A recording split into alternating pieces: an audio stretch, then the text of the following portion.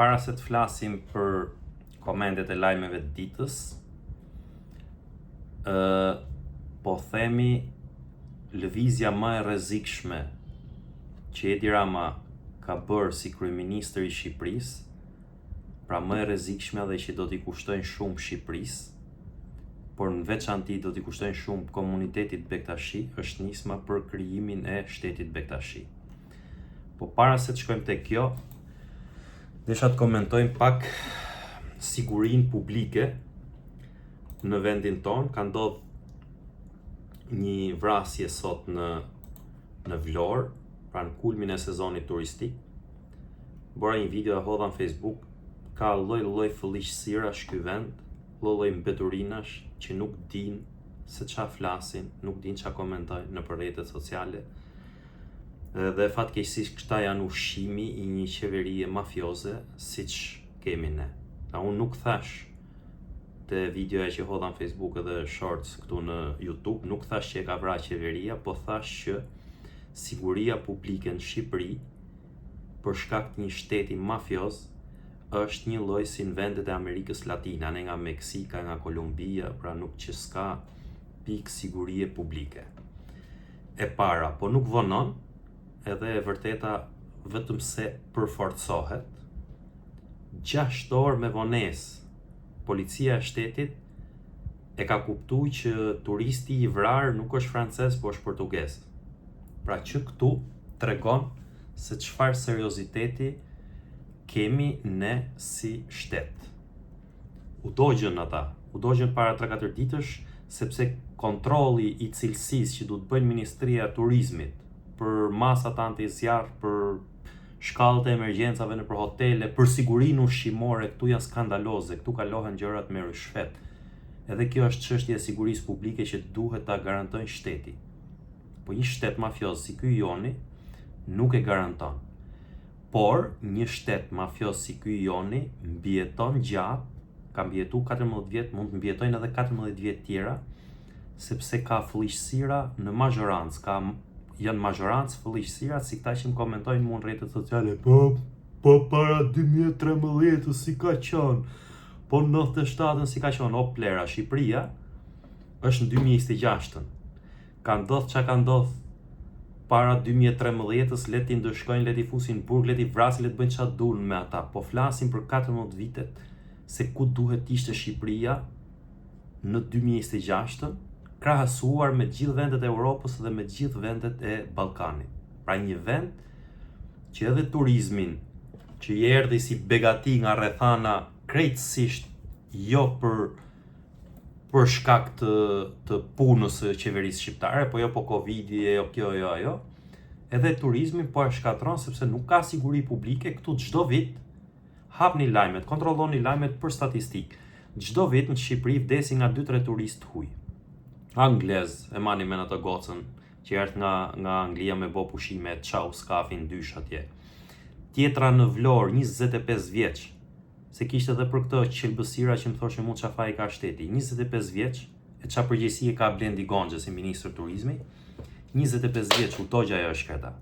Ka shku për specializim, për ndihmë më të specializuar në Turqi, sepse këtu s'ka spital. Pra s'ka siguri publike, të djeg të përvlon mungesa e sigurisë publike nga ky shtet, ose të çan me thik si puna kësaj. Se nuk mund të marrë kurajon asnjë njeri nevrik, asnjë njeri çeloz, i padurueshëm, ignorant, kujtun çado që tjetë, nuk mund të marrë kurajon të çajnë me thik turistin mes plazhit në asnjë vend ku ka siguri publike dhe ku ka frikë se të kap shteti të ras mbrenda dhe nuk del më për gjithë jetën. Menohet 100 herë para se ta bëjnë. Ndodh. Kjo kudo, ndodh kudo në botë, po ndodh rrallë. Një herë në 10 vjet mund ndodh në një vend tjetër. Këtu çdo vit vriten nga 2-3 turistë të huj. Dhe për ta mbyll me këtë temë, se do kalojmë ke shteti Bektashi, për ta mbyll, është arrestu një oficer policie, le të ma ngjojnë mirë qelbësirat që kishin komentuar atje se thoshte s'ka faj shteti, sepse ka ndihmu të arratiset autori. Pra këtu policia është vetë mafje. është vetë organizatë kriminale. Këtu drejtësia është organizatë kriminale. Shteti është organizatë. Pra ti e vret turistin, e vje policit nimon tikësh, të aratisesh. Edhe e kanë ndalu policin, sepse dyshohet që ka ndihmu autorin të aratise. Kjo ishte përsa i përket kësaj. Tani kthehemi te shteti Bektashi. Një media franceze ka publiku sot lajmin se puna për shtetin Bektashi po vazhdon pa ndalur. Në kulmin e revolucionit flamingove, sigurisht kjo mund tjetë edhe një shashk për të tërheq vëmendjen, por që në realitet po ndodh një punë për këtë gjë. Dhe kjo është një nga krimet më të mëdha, thash edhe një herë, një nga gjërat më të rrezikshme që po i bën Edi Rama Shqipërisë. Dhe kjo fillon që me ligjin e tokave bujqësore. Këtë gjë nuk e flasin shumë edhe opozita, sepse në mbështetje të shtetit Izraelit, të drejtit shtetit Bektashi është Izraeli. Në blerjen e pronave të fermerëve shqiptar apo tokave publike vin Izraelit. Edhe këtu kompleksohet opozita, kompleksohen gjithë dhe nuk flet më kurkush. Ligji për tokën bujqësore, projekt ligji që kanë propozu këta për tokën bujqësore, do të thotë që kushdo mund vinë këtu edhe mund blejnë pronë. Na e dim, në për fshatra, në për zona bujqësore të thella, shqiptarët kanë ikë, sepse i përzuri Edi Rama, edhe miliarderë që se kanë problem fare me këto çmime qesharake që shitet prona në Shqipëri, vinë edhe e blejnë edhe bëhen pronar. Kryesisht po thonë që janë ka rus, ka ukrainas, por ka dhe izraelit shumë. Është bë projekt ligji i pronave, po bëhet edhe shteti Bektashi i Babamondit dhe Edi Ramës. Tani, për shtetin Bektashi, kjo nuk është nevojë fare e komunitetit Bektashi. Të parët më të rrezikuar nga ky projekt i një shteti Bektashi në Republikën e Shqipërisë, pra brenda Republikës së Shqipërisë, janë komuniteti i Bektashive. Sepse nën petkun e fesë tyre do krijohet një lavatriçe pastrimi parash dhe pronash, të cilat do vinë t'i marrin këta jo po hebrejt, jo po rusët, jo po ukrainasit, edhe do bëhet Shqipëria një vend i pajetueshëm, ose do harrohet që këtu ka pas shqiptar. Pra ata që s'është harru ndër shekuj, jo i lirët e jo pellazgët e jo ku e di unë, që bëjmë na prau në për rrjetet sociale dhe në për mediat e Shqipërisë, do të zhduket tërësisht me këtë projekt ligjin e pronave. Shteti Bektashi, e para herë të bektashizmin ton, kjo është vetëm një deg të cilën nuk është se e njeh kush, si kryegjyshat botërore. Pra nuk do t'ja din Bektashit e Maqedonisë, nuk do t'ja din për se është Babamondi kryegjysh botëror, apo Bektashit e Kosovës nuk do t'ja din fare se është Babamondi kryegjysh botëror. Babamondi del shpesh e thot jemi shia si Irani, s'ka lidhje fare dhe me ata, sa ata kanë ajatollahët. Nuk do t'ja din njëri në Turqi, tarikatet e çka janë këto Bektashit atje, nuk do t'ja din njëri fare se ku është kryeqendra, se është kryeqendër botërore, pra e njohin vetëm na, vetëm Babamondi e njeh veten e vet si kryeqendër botërore. Fakti që këtu vinë, edhe këtë projekt e mbështet shumë Izraeli, ambasada e Izraelit e këto, po jo shteti i Izraelit, se do të jemi të qartë te kjo pjesë, nuk është projekt i shtetit të Izraelit, është si punë e këtij Jon Efetit që i ka dhënë Rama industrinë e prodhimit të armëve. Se dhe atje në Izrael ka rryma të ndryshme, siç janë të Bektashit me lloj tarikatesh, edhe atje ka to rrymat e sionistave janë të furka të ndryshme dhe secila ka interesat e veta, ka që fusin brenda për pastrim parash, për qëllime okupimi e kujti unë gjithë mëra, se kështu kanë pushtu Palestinën ata. Kështu kanë pushtu Palestinën, duke shku e duke blet duna rëre bosh, që dukeshin kote palestinezët se kishin idenë fare se çfarë është, dhe se kishin den fare se çfarë është. Në tokat e tyre. Blej duna dhe e pushtun, e rropën, e coptun, e bën Palestinën siç e dim edhe ne sot. Kështu që projekti o Gurzi, projekti më i qelbur, projekti më anti-shqiptar që ekziston, po bëhet në kurriz të një komuniteti që ka kontribute jashtëzakonshme në themelimin e kombit ton, në vetëdijësimin e ndërgjegjes kombëtare. Rilindasit e mëdhej, pjesa më e madhe e tyre kanë qenë Bektashi, edhe i kanë kontribu këtij vendi për të qenë republik, për të qenë komb i pavarur, për të qenë komb sovran. Nën emrin e komunitetit këtyre, Edi Rama me Babamondin po projektojnë zhdukjen edhe shfarosjen e këtij kombi. Ky është projekti i shtetit Bektashi, pra nuk ka të bëjnë fare lidhje me gjë tjetër. Thoshte media franceze sot që propozim që është kritiku nga opozita, media franceze Intelligence Online shkruan se projekti për shtetin Bektashi po merr jetë. Sipas medias franceze, përgatitjet për krijimin e shtetit sovran të urdhrit Bektashi në Tiranë po hyjnë në fazë të re me drejtuesit e komunitetit që po punojnë për strukturat e ardhshme institucionale. Pra ka fillu Babamondi me gjetë sistemën e ka ai, po me bë lekun, me bë këtë, me bë parajs fiskale në mes të Shqipërisë, edhe me mbështet me prona që vinë blejnë të hujët këtu, pastaj marrin në shtetësi të shteti Babamondit, të s'u ndjen fare, e do na pushtojnë ky shteti Bektashi do na pushtojnë neve pastaj shqiptarëve. Se shteti Bektashi do ketë lloj kombësish aty, ka hebreje, ka ruse, ka ukrainase. Pra një nga format më anti-shqiptare që ka gjetë Edi Rama për ta zhduk këtë komb është themelimi i shtetit Bektashi në Shqipëri. Do lëshojnë pasaportat e veta, Babamondi do bëhet si biçëm pape, se është u ka qefaj, nuk e njeh asnjë, as në rajon, as në Turqi, as në Siri, as në Irak, as në Iran, ku ka Bektashi, ku ka furkat këtyre, pra Kosovë, Maqedoni, dohën e njohin izraelitët. Që këtu mendojeni ju se qa leverdije ka kjo për besimtarët Bektashi. Pra në emrin e tyre, në besimin e tyre, maskohet e krijohet një mish i huaj brenda territorit të Republikës Shqipërisë.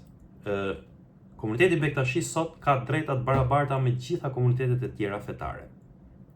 Feston festat e veta zyrtarisht. Një shtet normal, pavarësisht se Edi Rama i përpiqet të kontrollojnë e të përdhunojnë institucionet fetare, krejat e institucioneve fetare, gjithsesi është sot s'është nesër Edi Rama, shteti shqiptar është mundu të jetë luajal dhe i distancuar nga komunitetet fetare. Pra u ka lënë liri të kenë shkolla, të kenë media, të kenë burimet e tyre njerëzore, nuk ka kthy pronat gjitha, po pjesërisht disa i kanë marrë pronat. E pse u dashka të kemi një shtet Bektashi me pasaport, me parat të tyre, me kufi të tyre. Si do përcaktohet kufiri i shtetit Bektashi? Shko blej hebrejt toka në Belsh, hajde bohu antar të shtetit Bektashi këtu, edhe shteti ka prona, pastaj ka në Belsh, ka në Lushnjë, ka paketën e maleve, ka këtu, ka aty, ka për ndodh një katastrofe pa parë, do zhdukemi. Pra ky është një projekt për ta zhduk këtë komb, atë për të cilin kanë kontribu dietarët Bektashi të rilindjes kombëtare.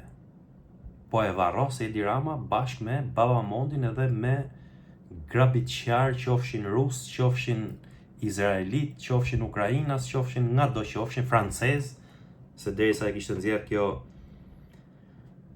kjo media franceze këtë, ishte edhe ky si e ka pas ky Julian Gerard Roche, biznesmen francez që ka qenë aktiv në Shqipëri prej viteve 90 më herë, prej viteve 80, më duket ka qenë ai që bëri atë Klanin, TV Klanin, ka qenë ortak me këtë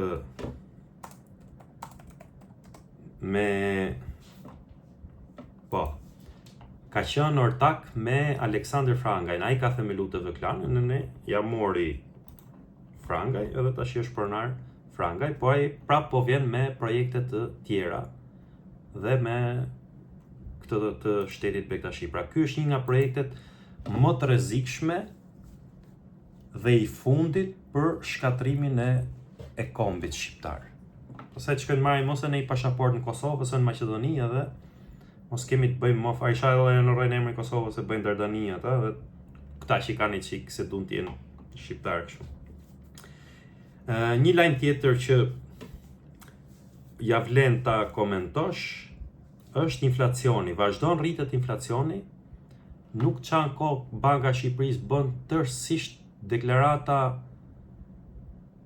në favor të qeverisë, nuk pranon që ka inflacion. Inflacioni po i ha xhepat e shqiptarëve. Për ushqime, për qira, për fatura të tjera, po i varfëron në maksimum.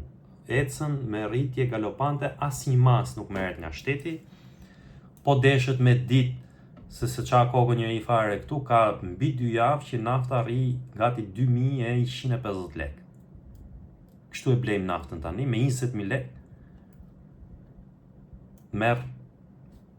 s'merr naft fare.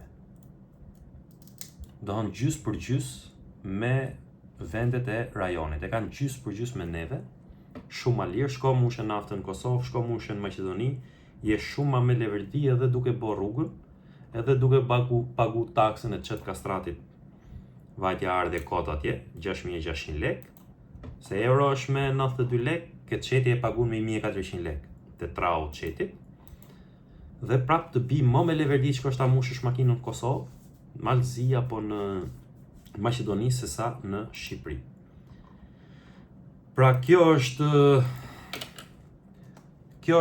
situata në Shqipëri, nuk ka dalë kot, në del edhe për të kriju zhurme, të fillojnë të merren njerëzit me ta, por ky është një siklet që spari duhet shqetësojnë komunitetin, besimtarët e komunitetit Bektashi, sepse në emrin e tyre po përgatitet të krijohet një shtet artificial që nuk ka qëllime besimore, që nuk ka të bëjnë fare me bektashizmin, por me mafian ndërkombëtare për ta kthy Republikën tonë, edhe këtë Republikën e re që do krijohet, këtë shtetin e ri, në një lavatriçe, pastrimi shparash, edhe pushtimi të butë të Shqipërisë, duke i blet pronat e shqiptarëve dhe duke i uzurpu ato prona publike që kanë, duke u dhënë Edi Rama, edhe krijohet këtu pastaj ajo mbretëria.